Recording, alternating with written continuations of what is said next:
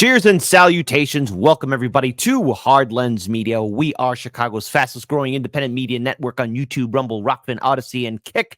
And obviously, this is an election cycle, and we here at Hard Lens Media have always wanted to do everything we can to boost up third parties and independents. And right now, there is a significant race happening in the great state of Florida.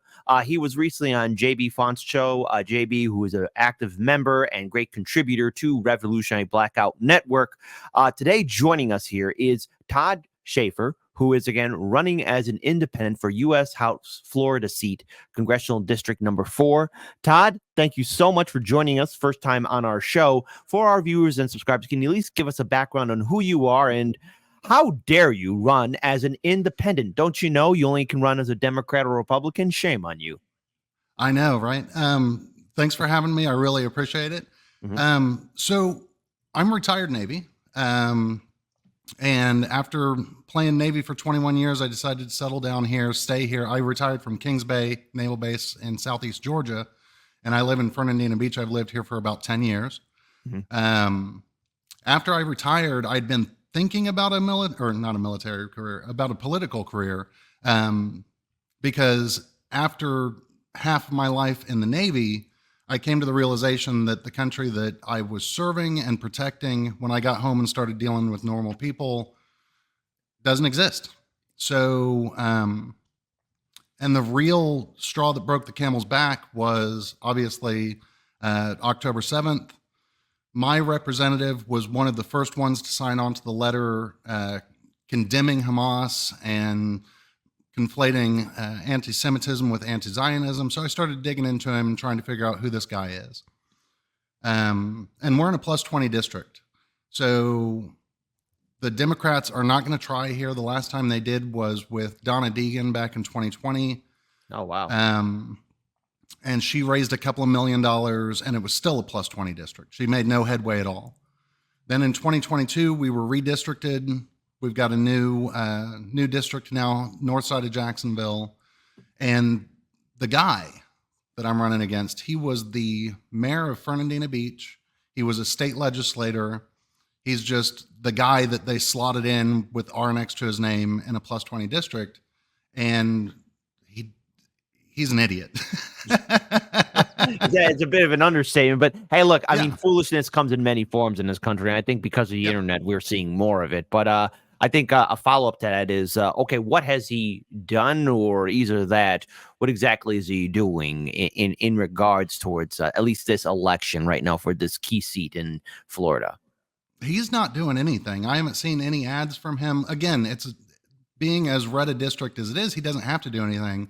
However, he has still raised $1.3 million or $1.28 million.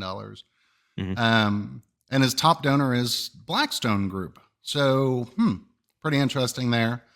But he just fundraises. And I spoke to a gentleman out on the island who actually knows his family and actually went up to DC, got to do a tour of his congressional office. And his staffers took him in. They were like, "Oh, this is the office. Aaron's not here right now." It's Aaron Bean, by the way. Aaron's not here right now, but he sits over here and he looks over there when it comes time to vote. And they pointed at the whip board and they said, "Yeah, he really didn't kind of read anything. He just looks at how all the Republicans are going to vote, and that's what he does." So wait, I don't mean to interrupt you, but so in other words, he's just. This is what I like to do for my audience when it comes down to politicians or people following orders. So in other words, he is following orders. Like exactly. Okay, exactly. Great. All right, awesome. All right, exactly. Continue on. So before I ran, I reached out because obviously I'm not going to be a Democrat ever again. I'm done with them after the disappointment after disappointment after disappointment. So I reached out to the Democrat who ran against him, LaShonda Holloway, in 2022 when it was redistricted. And I sent a polite message. I was like, "I think I'm going to be running.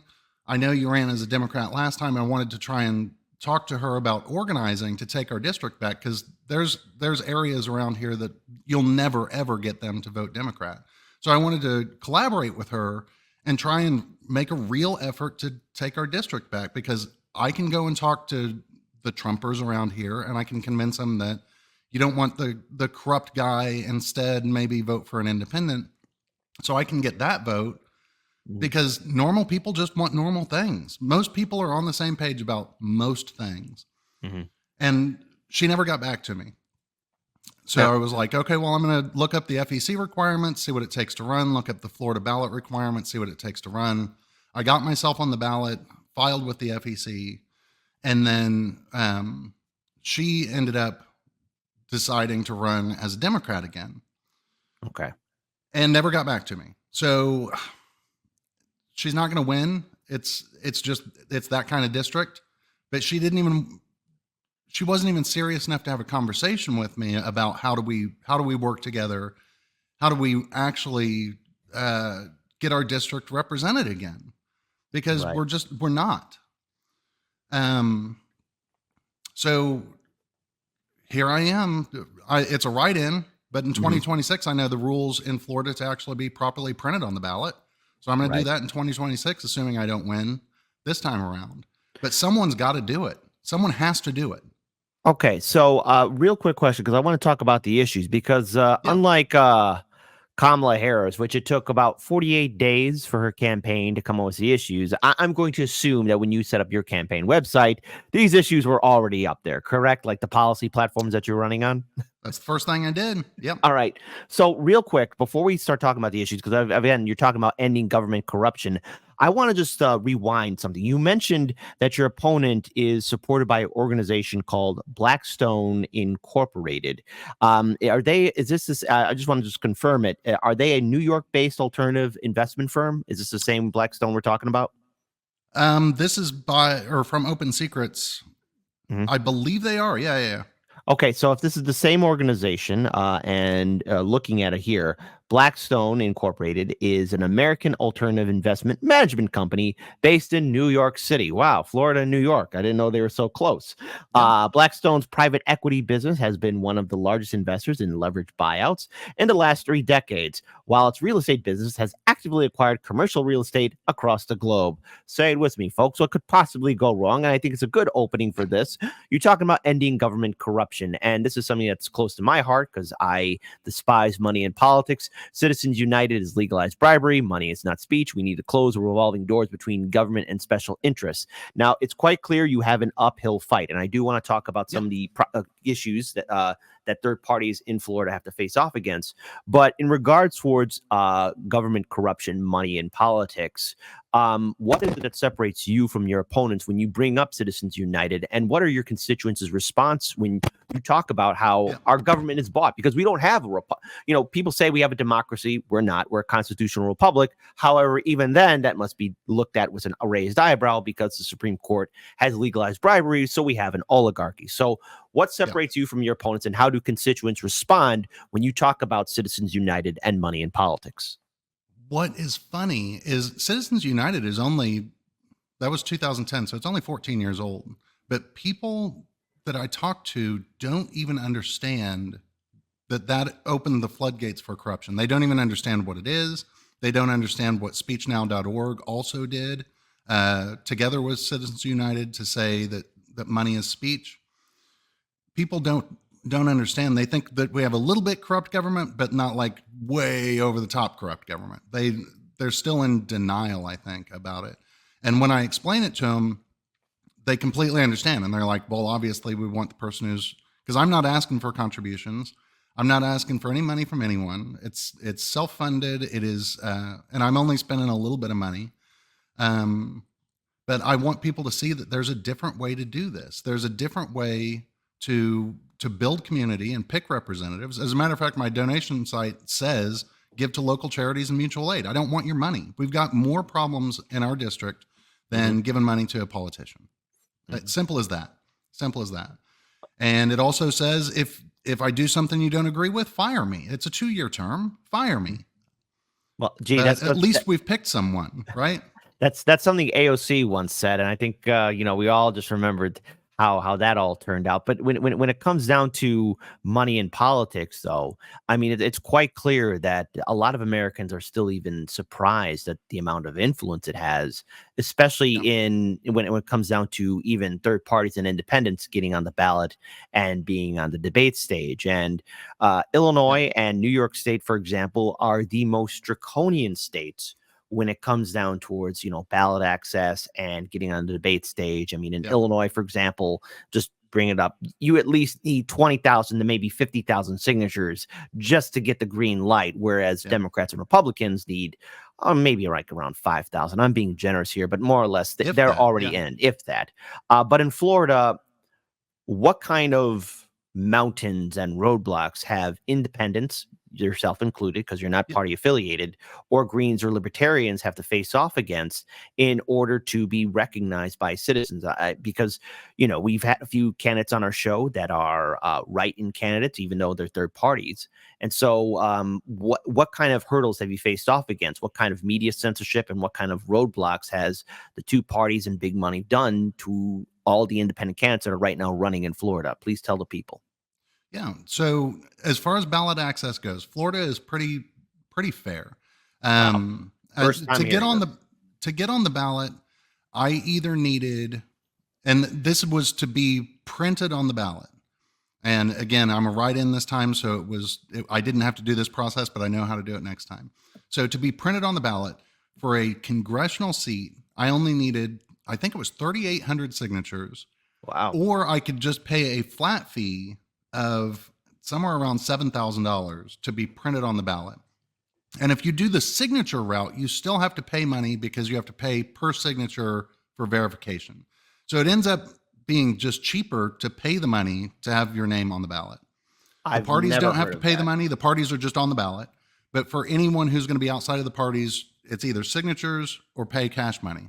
And for $7,000, that's cheap. That's super, super, super cheap. So that's probably the direction I'm going to go for the 2026 ballot. But this time, since I'm a write-in only, it costs $0. I just had to file with the Secretary of State to be on the ballot, or to have my blank space available on the ballot. So it's pretty fair to get on the ballot here in Florida. It's not like a huge burden. We'll see in 2026 when I do it, and they're actually going to have to print my name on the ballot, how that works out. You know, See if they fight back then. But I try my best to really remain as neutral in regards towards telling people what to do or potential fights in the future. But a good friend of my show, Roger Meadows, who has been a big support for ballot initiatives. I just want to inform you, and you probably already know this, but if not, Florida is a ballot initiative state, similar to yeah, Illinois. But one thing that our two states have in common is that there's an amendment. And now the thing is, look, $7,000, folks, ain't cheap. But perhaps with enough support from citizens all across the great state of Florida, there is that potential of maybe having an amendment to make it fair for Greens, Libertarians, and non-affiliate candidates yeah. to actually no longer pay that fee. And if so, would that be something you would be interested in actually implementing for the people of Florida, like building a Yeah, coalition with everybody? absolutely. Um, I, I think Let me just pull this up here. Sorry, I should have pulled up this. There you go. There you go. So yeah. people can see this. Go on. Continue. So I think within reason, just about anyone should be able to run. That's what democracy is. I think it should be as easy as possible to participate in our democratic system. But Mhm. and again, I'll say Florida is pretty fair, but it should be easy Mhm. to participate in democracy. It shouldn't be, you shouldn't have to jump over hurdles. You shouldn't have to hire a team of lawyers or whatever to make sure that you can go and fight the case to make sure you're on the ballot. I didn't have to do any of that, thank goodness. Mhm. But at the end of the day, it should be as easy as possible. And there's another law in Florida that is additional money for governor's races. So anyone who's running for governor who's outside of outside of the two parties, they get a certain amount of money additional to run since they're not in one of the parties. So we do have some rules that make it easier for third parties. We're never going to see a third party run for governor, I don't think. At least not in the foreseeable future. But there are rules in the book that make it a little bit easier for an independent in that particular case. So I think we're fair down here. From that standpoint. From what I'm hearing, this is this is completely foreign to me. Where there's at least a state being fair towards third parties and independents. Of course, I do find it rather insulting. Still, you have to pay $7,000. So even though we have that's a corrupt system, but that's not a crazy amount of money for I congressional hear you. seat. I hear you for a congressional seat. It's just still what I find hilarious is that we have a system in which our politicians are bought, and I agree. Look, maybe $7,000 is not that much, but still, you have to. Again, if you're running as an independent or green or libertarian in Florida, pay $7,000 to a corrupt system that will still, no matter what, be a roadblock. But has there been any kind of censorship or suppression by the media towards your campaign? Because now we're still hearing the same old tried true propaganda against third parties and independents that you guys are spoilers, which you are not. But what kind of issues have you dealt with from the media? Have you been getting a fair deal? Because if so, I'm completely shocked by this. I have only had 2 interviews from local political reporters. And I've tried to reach out to some of the more major news companies around here, the news stations. I haven't gotten any response back. So it's just, again, we're going to get what we're going to get. But I don't think we need that necessarily to spread the word. If we get good people on our side, it's just word of mouth. The individual people that I've talked to, granted, online, the most dangerous thing you can say online is I'm running as an independent. That is the most dangerous statement you can make online. You should see, I'm running an ad on Facebook, and Facebook is different. That's a different world. But I'm running an ad on Facebook, and it just says independent for Congress, vote independent. And you wouldn't believe how many comments I get that are vote Trump to save the world, vote Harris, blah, blah, blah. Independents are spoilers. One guy, oh my God, hilarious. This guy said, vote for Trump in the Messiah name. And I'm like, what the? I couldn't believe it. And I'm like, I'm not running for president. I'm running for Congress. You can vote for an independent for Congress. It's okay. But I'm getting these crazy responses just because I'm saying I'm an independent. So it comes from both sides. I thought that it only happened on the vote blue no matter who side, but there is a vote red no matter what. there's a weirdness on that side too, for sure. Vote red or be dead, vote blue no matter who. I don't know. It's again, I look at the two-party system as a joke, but since you brought up Facebook, there's another policy issue that you're running on, and that is something that's close to my heart because Hardlands Media, we have dealt with censorship and suppression not once, but 9 times. And thanks to our glorious and beautiful audience, our channel is still here, which says a lot. But you talk about free speech, the First Amendment freedoms are the most First Amendment freedoms are in the most danger when the government seeks control, thought, or just justify its laws for that immersible end.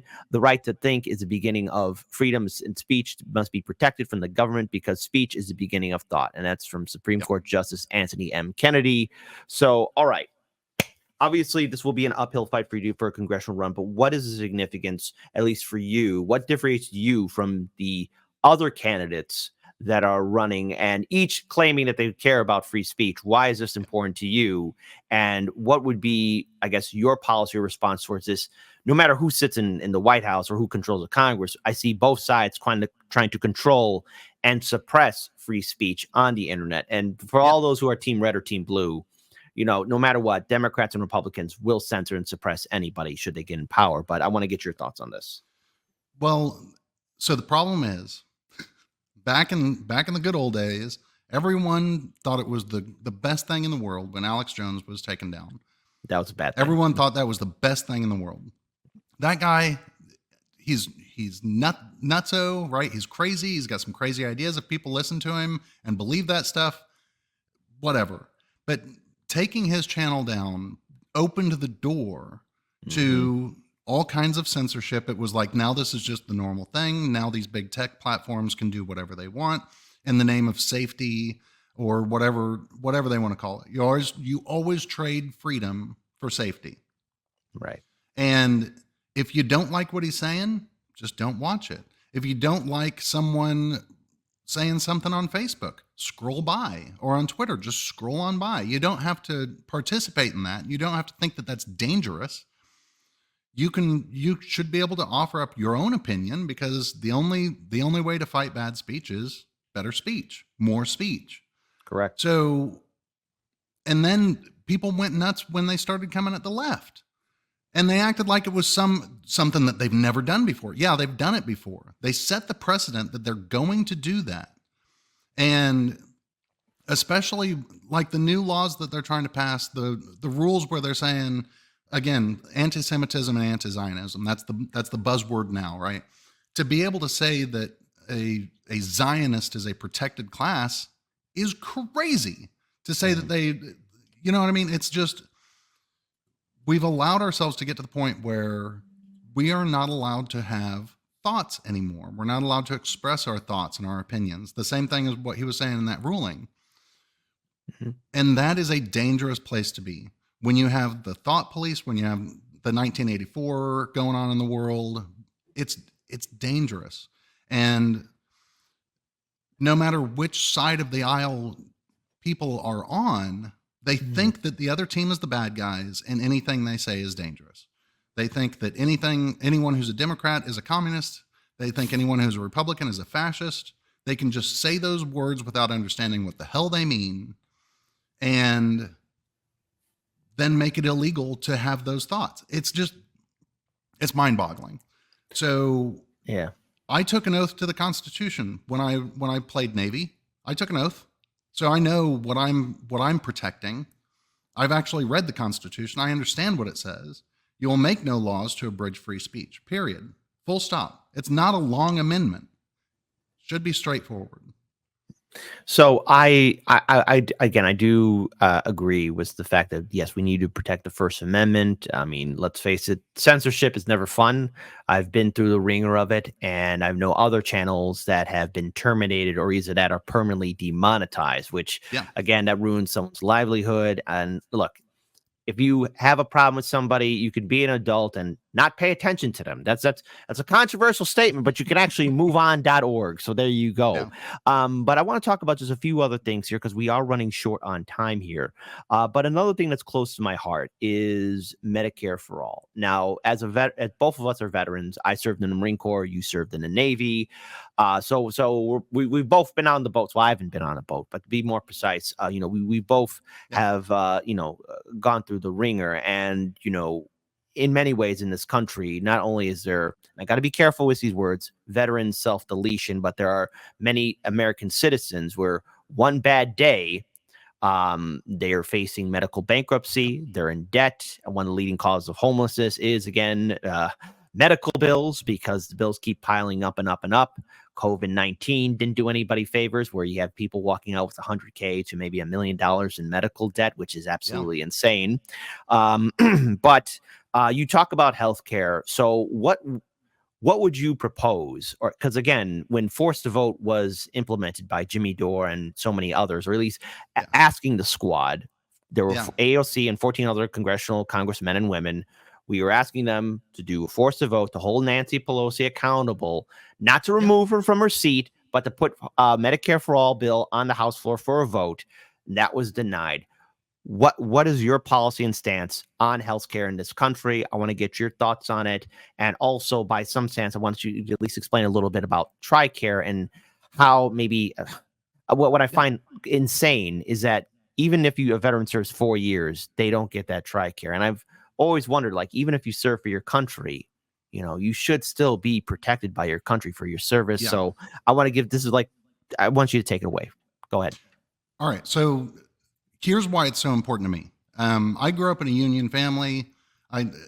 We talked about it before we came on. Anderson, Indiana. It was a GM town. Everyone worked for the factory. Well, not everyone, but enough people worked for the factory in a good union town that the town was thriving. The union provided us, we had Blue Cross Blue Shield. It was platinum insurance plan. My father passed away from colon cancer when I was 9, but it was years of treatment, and we didn't go bankrupt because we had really good health insurance at the time.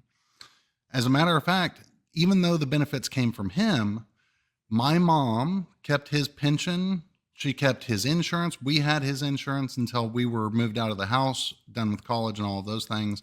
We had health insurance until we were not kids anymore. They just took care of us. So I always, if I needed to go to the doctor, I went to the doctor. Needed to go to the dentist, went to the dentist. Needed contacts, I got contacts. All of those things. Then I joined the Navy. And in the Navy, as you know, in any military, they're going to take care of you. You need to go to the dentist. You need to go to the doctor. You go. And all of the people that you associate with, they all have health care for all of their families because you're just around military families. Everyone's always got it. Everyone just has it. It's the thing that happens. And then you retire. And then you go and meet real people with real insurance, or people who are missing insurance because they can't afford it. And you realize how screwed our system truly is. For my entire life, I've always just taken it for granted. And when I would go home and visit my family, I would take it for granted. They weren't always able to take their kids to the dentist, so sometimes they had to have teeth pulled instead of have a cavity filled. And I'm like, how does that even happen? But I didn't think about it. It didn't like slap me in the face until 2016 when Bernie brought it up. And he was doing interviews with people who were in severe medical debt or insurance denied, or I never knew that even happened. I hate to say that I never saw it because it was just never around me. Mm-hmm. And once I realized that we were treating our people like that and allowing people to go broke, allowing people to lose everything over just getting sick once, that's disgusting. That's absolutely disgusting. So I on my website, I say, call it whatever you want to call it. People should be able to go to the doctor when they need to go to the doctor. We pay more than any other country in the Western world with worse outcomes. We could be saving money by just having universal health care, by having a single payer, universal health care. It should cover dental because dental is health care too. People don't understand that. It is. Yes, Roger. Roger brought that up. TRICARE for All. I don't know if there's a bill that is called that, but yes, it should be vision, it should be dental, it should be healthcare. Period. Full stop. Because you can have an impacted tooth, get an infection, and die from a tooth infection. Precisely. So that is healthcare. People need to understand that. So whatever you want to call it, we should have the government pay the bill. We pay it in taxes, and our taxes. If you think your taxes are going to go up, well, the tax that we pay, Bernie said it. We already pay it in our premiums. We already pay it in our copays. We already pay it when our premiums go up. Because if someone goes to the emergency room, there is a right to care. They're going to be cared for. That hospital has to recoup that somehow. They're going to recoup it through the insurance companies. The insurance companies are going to recoup it through your premiums going up. We're paying for it anyway. So to pretend that we're going to pay more in some way than shifting it through a capitalist's hands who's going to skim profit off the top of it, to think that that profit motive is not making us overpay is stupid. It's as simple as that. And people who think that I don't think that person should have health care because why should I have to pay for it? That is a BS argument, and that makes me more angry than just about anything anyone could say. That is a disgusting human being who says that person should suffer and lose everything because they got sick. That is a disgusting human being. I'm sorry. No. I don't want to go. It's fine. It's fine. It's perfectly fine. It's as simple as that. But so I would love to have you back on to do another follow-up interview because there's a couple other issues and policies that you're running on. Yep. But as a final note for this interview, are there any kind of events or debates that are going to be taking place before the election takes place in November? Is there anything that my viewers need to know about so that way if they want to support you or follow you online, where can they go? Because now more than ever, a spotlight needs to be put on independents and third parties because now more than ever, Americans need to realize that there is another choice. And 50% of Americans do identify themselves as independent or non-affiliate or choose not to vote. And I think it's time that third parties are given that chance. So I want to give the floor to you for the final note. Absolutely. So if you look down here, Todd for Florida 4, that's my Twitter. You can find me on Facebook that way. That's my website as well, toddforflorida4.com. Look me up. I'm going to be around again for the 2026 run. This is like the trial run to figure out all of the rules. So I'm going to do it again. It's a learning curve, but I'm going to stay active. And what I want people to understand is look at your rules. If you're even remotely enticed by the ability to run, look at your state's rules. The FEC requirements are pretty easy. I was able to figure it out, and I'm not a lawyer or anything fancy like that. Look at your state requirements and run.